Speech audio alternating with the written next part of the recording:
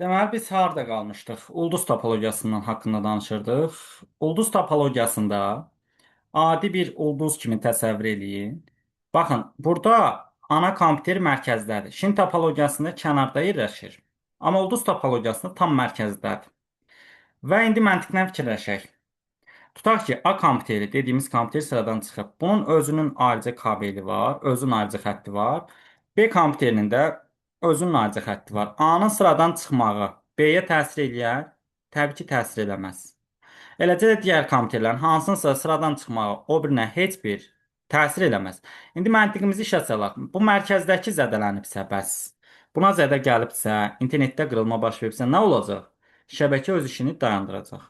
Deməli, ulduz topologiyasına bağlı qeydlərimiz var. Ulduz topologiyası iki yerə bölünür. Birinə deyirlər aktiv ulduz, o birinə deyirlər passiv ulduz. Mən yazaq bunu. Özünüz üçün istəsəz qeyd götürə bilərsiniz. Aktiv ulduz, passiv ulduz necə olur? Aktiv ulduz o şəbəkəyə deyirlər ki, ulduz şəbəkəsinə deyirlər ki, mərkəzində bunun kompüteri var. Nə var? Kompüter var. Passiv ulduz birazdan keçəcəm. Bəzi qurğular var, konsentrator deyirlər ona. Hubdur, nə bilim, switchdir. Bunlar olarsa passivdir. Deməli, aktiv ulduz mərkəzində kompüter olandır.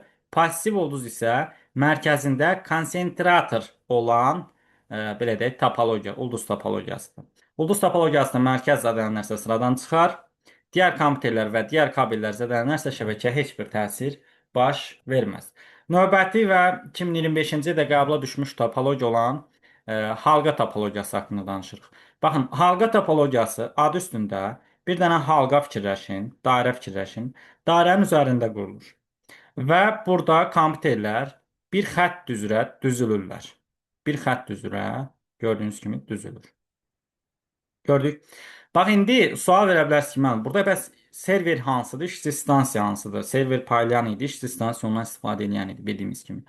Baxın, burada A kompüterini biz bunun üzərinə misal gətirək. Bu həm işçi stansiyadır, həm serverdir. Bu interneti saat əqrəbinin əks istiqamətini ötürür B-yə. İndi B həm server oldu, həm işçi stansiya oldu. B də interneti özündən sonraki gələn C-yə ötürür. İndi C hər ikisi oldu, yəni serverdə oldu, işçi stansiyada.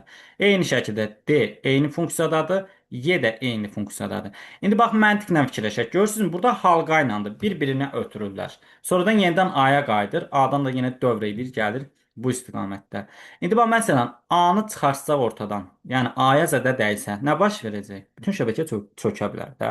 Çünki biri olmasa, bir zəncir kimi fikirləşin də, biri qırılıb çıxsa aradan, digər şəbəkələr də təsir görəcək ondan. Və qəbula necə düşmüşdü?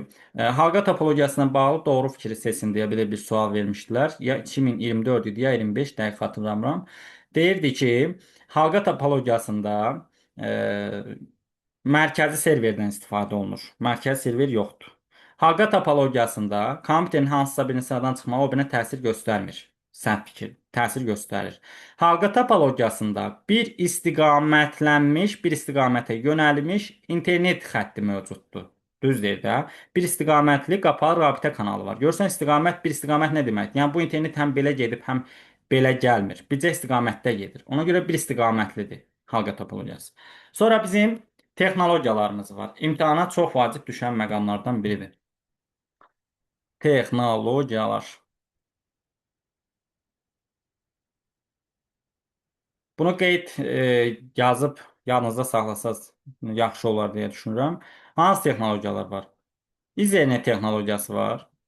İzernet texnologiyasında Şin topologiyasından işləyir bu. Yadımızda saxlayaq. Sonra ArcNet texnologiyamız var. Və yazaq bu LAN şəbəkədə, yəni lokal şəbəkədə texnologiyalar. ArcNet işləyir ulduz topologiyası ilə. FDDI texnologiyası işləyir halqa topologiyası ilə. 100 VG LAN texnologiyamız var. Bu işləyir ulduz topologiyası ilə. Bir də bir texnologiyamız var. Token Rack texnologiyası var ki, bu da işləyir 2 qat halqa ilə.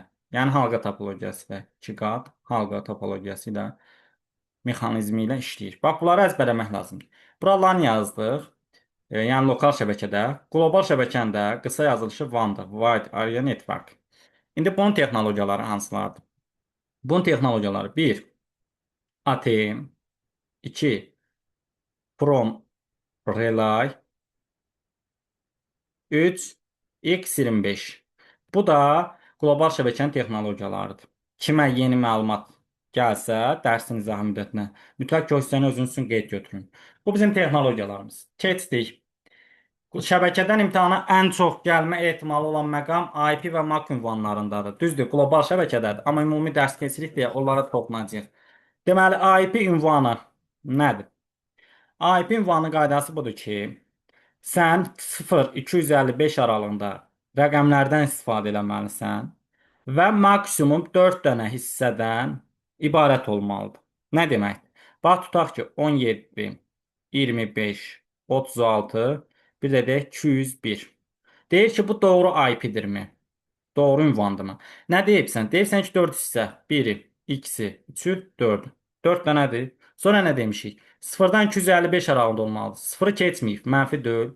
Yenə 0-255 aralığı, yenə 0-255, yenə 0-255. Görsən, hər iki parametrimiz ödəndi deyə bu IP ünvanı doğrudur. İndi biz buraya yazsaydıq 17, 25, 36, söz gəlimi 257. İndi burada pozan şərt nədədir? 255 keçən var. Deməli, bu IP ünvanı yanlış IP ünvanı olmuş olacaq. Buradan mütləq ki, sual gələcək. Bunun səviyyələri var. Oradan sual o qədər dərinliklə gəlməz. Sadəcə bu qaydanı bilsəz kifayət edir. Sonra belə bir ünvanımız da var bizim. MAC ünvanları var. MAC ünvanları. MAC ünvanlarda IP ünvanlarına bənzəyir. Lakin bir dənə fərqləndirən cəhət var ki, burada 6 hissədir. Deməli, bayaq 4 hissə idi. Burada 6 hissə olacaq. Bir dənə də özəllik var ki, yalnız 2 rəqəmli ədəd ola bilər. 2 rəqəmli ədəd ola bilər. Və MAC ünvanı işləyir 16-lıq say sistemindən. Say sistemi dərsini keçən dəfə izahını vermişəm. Əvvəldən də keçmişik biz bu mövzunu. 16-lığın ən böyük rəqəmi nədir? F.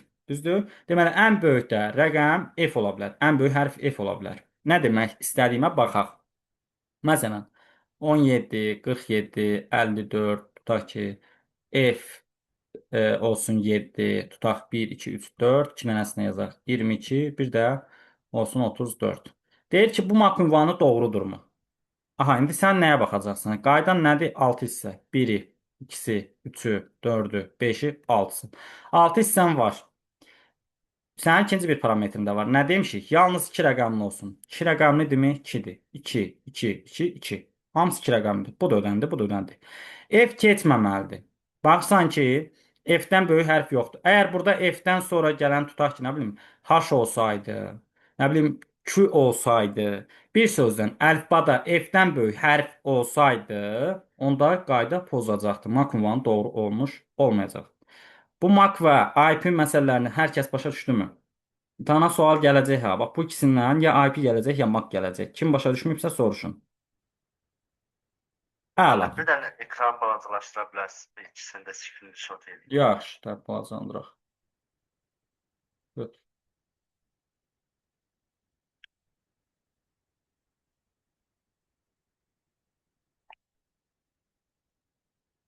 Müəllim, IP-də 4 dənə olur və maksimum 255-ə qədər elə. Bəli. Və bir şey də deyim. 4 dənə hissədən ibarətdir də bu.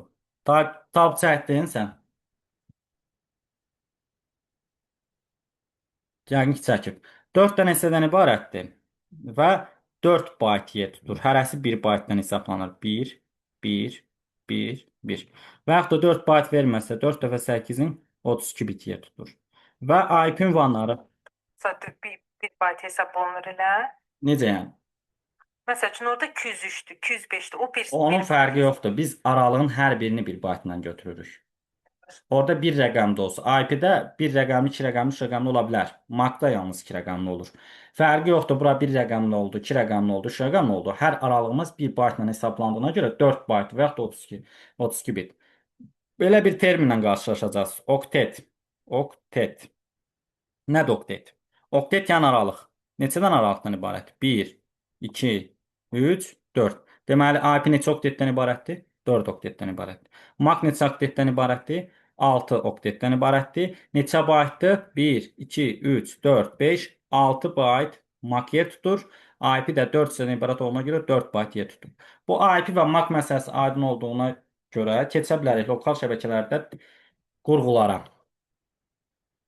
Lokal şəbəkə qurğuları. Müəllim, elə bir bu birinci cəhddə çox sual gəlmişdi bu 2 şəbəkələrdə. dənə sual gəlmişdi. Neçə dənə? 2 dənə. Hə. Səhv eləmirəmsə deyəsən 2 idi. Baxın. Burada indi imtahana düşəcək vacib qurğularını burada qeyd yazacağım. Məsələn, imtahanın olmazsa olmazı son 4 ildir, 5 ildir. Bu iki qurğu var ki, qarışıq şəkildə ya uyğunlaşdırmada salınır, ya da ki, variantda konkret olaraq soruşulur. Onlardan biri bridge'dir. Bridge. Və yaxud da ki, körpü. Digər o biri tay isə routerdir. Ən çox qarşılanan məqam bunlardadır. Yəni marşrut. Marşrutlayıcı. İndi bunları necə fərqləndirək? Bax, bridge'in qaydasını yazıram. Bridge belədir. Müxtəlif topologiya eyni protokol. Deməli, bridge nə iş görür? Müxtəlif topologiya eyni protokollar birləşdirir. Bu bridge'in qaydası. Router müxtəlif topologiya müxtəlif protokol. Bax, bu ikisinin fərqini bilsəz imtahana düşəcək bir dənə sualınız şəbəkədən nə adlaya bilərsiniz ki, bu sualı yaza bilərsiniz. Oldu, bunu mütləq şəkildə bunları nəzərinizdə saxlayın. Sonra başqa hansı qurğular var? Lokal şəbəkənin qurğularından. Mütləq şəkildə deməliyik transfer və konnektorun fərqini. Transfer, konnektor. Deməli, transfer qalın kabelləri qoşur.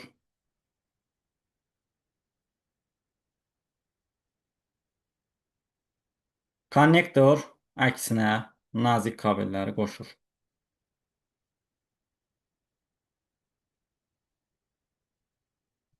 Aha.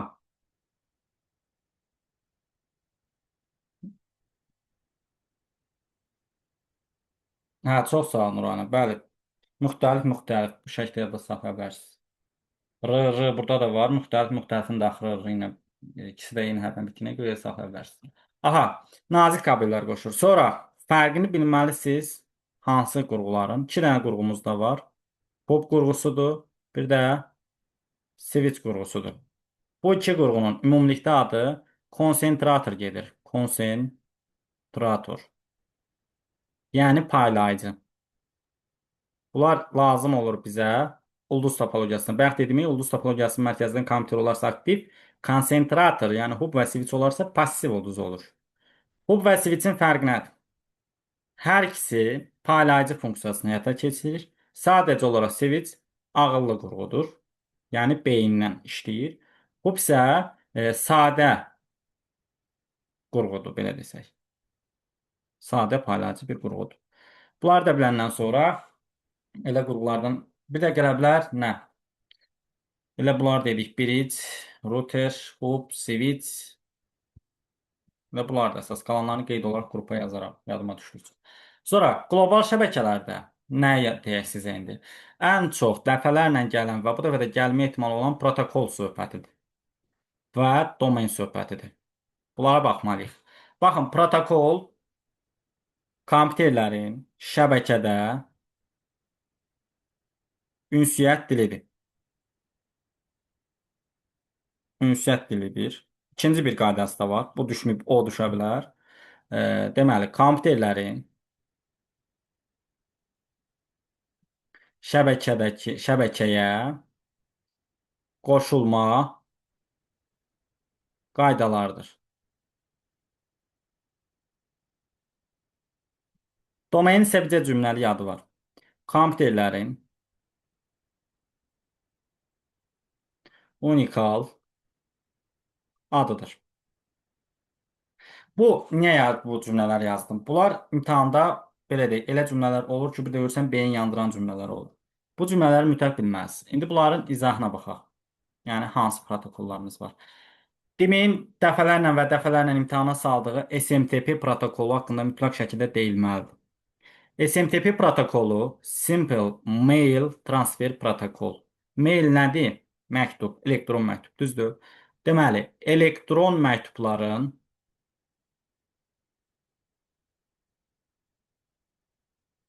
ötürülməsi. Bu mütləq şəkildə bilinməlidir. Demin bazasında olan protokollar. POP3, vergül imab. Bunlar elektron məktubları qəbul edir. Bunu mütləq şəkildə bilin. POP3 qəbul edir. SMTP isə göndərir. Bu bilinməlidir. Sonra belə bir protokol var. FTP. Failləri ötürür. Adında da fona var. Failların ötürülməsi. Dəfələrlə düşmüş bir protokol. HTTP 2025-də düşmüşdü məsələn. HTTP nə üçündür? Hypertext Transfer Protokol. Hipermətnlər. Bir sözün qısacası. İnternet saytlarının protokolu. Bunu bilməlisiniz. Bax, bu adını yazılan protokollar ki var. Bunlar imtahana dəfələrlə düşmüş və yenidən düşmə ehtimalı olan məqamlardır. Sonra domenlərlə bağlı bəzi məqamlara toxunaq. Domen qısaca mən sizə necə deyim? Domen sayt adıdır. İnternetdən hansı bir sayt adı var? Bunlar domen adlarıdır. Və domen adının yazılışında ancaq durğu işarələrindən nöqtə işlənə bilər. Məsələn, www.kingmaster.edu.az. Bax, bu internet saytı adıdır, düzdür? Nöqtədən başqa kənar nəsə işarə işlətmişik, biz durğu işarəsi yox. Məsələn, indi sizə sual verə bilər ki, aşağıdakılardan hansı doğru domen adıdır? Domen adının yazılışıdır. Sən baxacaqsan ki, orada işarəsi varsa bu elektron posta gedər. Ondan sonra nə bilim, digər işarələr varsa, bunlar yəni bura aid olmaz. Ancaq nöqtə işarəsi. İndi domen nədir? Ona baxaq. Domen saytın hansı müəssisəyə, hansı sektora və hansı ölkəyə aid olduğunu bildirən hissədir. Məsələn, burada .az var. Bu domendir. Nəyi bildirir? Bu Azərbaycana aiddir. Edu var burada. Bu nəyi bildirir? Bu müəssisə education, yəni təhsillə bağlı bir yerdir. Deməli, domen nə oldu? Domen hər hansı bir saytın hara və hansı ölkəyə, hansı məqsədlə xidmət elədiyini göstərən unikal bir addır. Domen növləri var. Baxın, domenlərdən bəziləri bilinməlidir. Məsələn, .com kommersiya sözündəndir, yəni ticarət məqsədi daşıyan domenlərdir. .org organization qeyri-kommersiya, yəni qeyri-ticarət məqsədi daşıyanlardır. .edu bunu bayaq dedik. Education təhsil məqsədli saytlarda olur. .mil military hərbi saytların adında olur. Ondan sonra nə qaldı? .net network internet saytlarında istifadə olunur. .gov government sözləndir. Dövlət saytlarında olur. Dövlətlə bağlı şeylərdə olur. Baxın, bir məqam var bu domenlərdə. Bir də var milli domen. Milli domen deyəndə çox adam elə başa düşür ki, Azərbaycana xas milli nələrsə. Yox, milli domen onu göstərir ki, bu sayt hansı ölkənidir. Məsələn, Rusiyanın saytlarının yekununda nə olur? Ru. Deməli, bu milli domendir. Yəni, milli sözü bizlə bağlı deyil. Ha, milli hər kəsin özünə aid olan milli domen hesablanır. Məsələn, Türkiyə saytlarının axırı tr olur. Məsələn, Almaniya saytlarında de olmuş. Dövlət qulluğunda bir dəfə bunu soruşmuşlar ki, .de haran domenidir. Yəni, sadə suallar verirlər oradan, indi magistrdan fərqli olaraq. Deutschland, Almaniyadır. United Kings, Böyük Britaniya. Ondan sonra nə bilim, hara qaldı? Özümüz, Azərbaycan, Fransa, FR və s. və ilaxır. Hər ölkənin adına uyğun qısaldılmış domenlər milli domenlərdir. Bunlar da bildik. Əla. Sonra demin dəfələrlə saldığı bir məqam var. OSI. Open System Information. Açıq sistemlərin əlaqələnməsi sistemi. Baxın, bunun 7 səviyyəsi var. Ən yuxarıda yerləşir tətbiqi. Ən aşağıda yerləşir fiziki. Sonra kanal, 3 seans, 4 şəbəkə, 5 nəqliyyat, 6 nümayiş və nəhayət tətbiqi. Bu 7 dənə səviyyənin hamısı ardıcıl bilinməlidir. Bu heç bu öz yerində. Amma demin buradan salda bir məqam var. Hansı nəş görür? Bax, nümayiş səviyyəsi sintaksi təyin edir. Sintaksis. Tətbiqi səviyyə, application səviyyə isə semantikanı təyin edir. Semantika. Nəqliyyat səviyyəsi çatdırır. Yəni nəqliyyat, nəyisə bir yerdən başqa yerə çatdırmaq. Şəbəkə səviyyəsində nəqliyyat seçilir.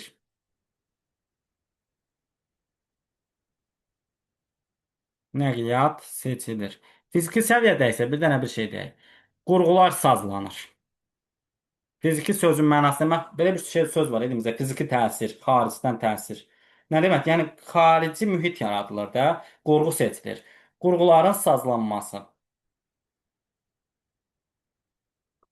Bu səviyyələr mütləq şəkildə hansı nəşr görür? Bunlar bilinməlidir. Sonra şəbəkələrdən başqa nəyimiz qaldı bizim? Qurğular Ben qeydi götürüm onu. əlbəttə olar qoyaydım ora. Tamam, seansla kanaldan neşə çıxmır? Yox, onlarda bax kanalda məsələn yuxarı səviyyələrlə əlaqədir. Seansla təxmini eyni funksiyada şəbəkənin təyin edilməsidir. Şəbəkə nəqliyyat təyin edir. Seans da şəbəkəni təyin edir. Kanalda seansla fizikinin əlaqələnməsidir. İndi bəzi xırda qeydlər deyəcəm. Qeyd Qeydi. şülüz deyimlər. Bəli. Qurğular hara getdi? Qurğuların yanındadır. Bak, ya buradan bir yerdən yaz. Şülüz ingiliscəsi QTV. Yəni bildiyimiz şülüz. 2 müxtəlif protokolu birləşdirir. Mötərizə içində yazıram ki, 2 müxtəlif şəbəkəni birləşdirir.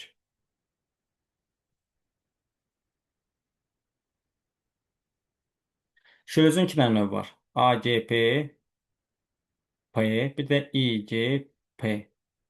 Daxili və xarici. Deməli, şülüz nədir? 2 müxtəlif protokollu şəbəkəni birləşdirir. Belə şəkildə yanınızda saxlaya bilərsiniz. İndi ikisinin imtahana gəlmişdi və mən onu qrupa qeyd olaraq yazmışdım birinci şansdan qabaq. İnternetin ən əsas baza protokolu bu iki protokoldur. TypeScript qabağına yazıram. Ən əsas və yaxud da baza protokolu bunlardır. Protokolları. Bunların hərəsi ayrı iş görür. TypeScript verilən məlumatları paketləyir. IP isə paketləri ötürür.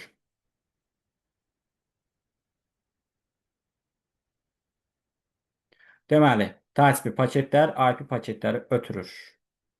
Sonra internet xidmətləri var. Bir neçəsinin adını çəkək. İnternet xidmətləri www, World Wide Web, ondan sonra ICQ, keyboard, klaviatura ilə əlaqə. Başqa, e-mail, elektron məktubların ötürülməsi. Bunlar deməli internet xidmətləridir. Bunları da yadınızda sayın. NNTP də protokoldur. Usenet-dir o internet xidməti. Usenet internet xidmətdir. Onun protokolu NNTP-dir. E-mailin protokolları deməli, bayaq dedik, SMTP ötürür, POP3 isə qəbul edir. Bəli, telekonferanslar www-da da HTTP-dir.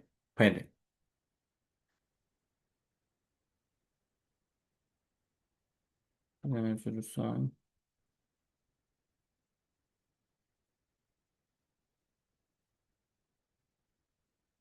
Jale Hüseynova dərsdədir, deyil link açmış. Mən tez baxım, görüm dərsdə kimlər var, yoxsa. Yox, xoşa bilməyim. Deməli, hər mövzunun arasında bir dənə sınaq işləyəcək. Saat 6-ya qədər dərs var. Hələ indən sonra 2 saat 20 dəqiqə dərs məndən.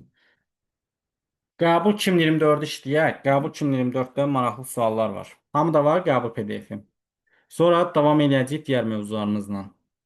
PowerPoint-dən başlayacağıq. Yəni zəhmət olmasa hər kəs, heç kim də dərsdən çıxmasın.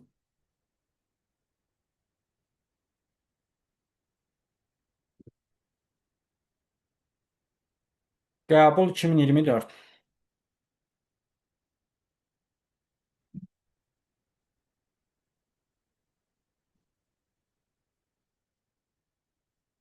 Məncə hər kəsdə var PDF.